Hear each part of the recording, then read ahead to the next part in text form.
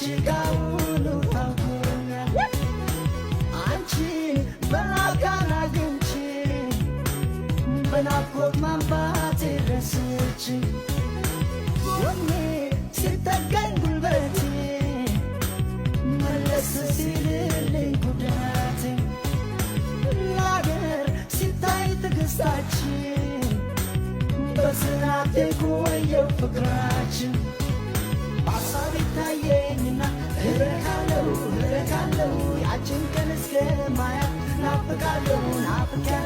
በሐሳብ ይታየኝና እረካለሁ ያችን ቀን እስከማያት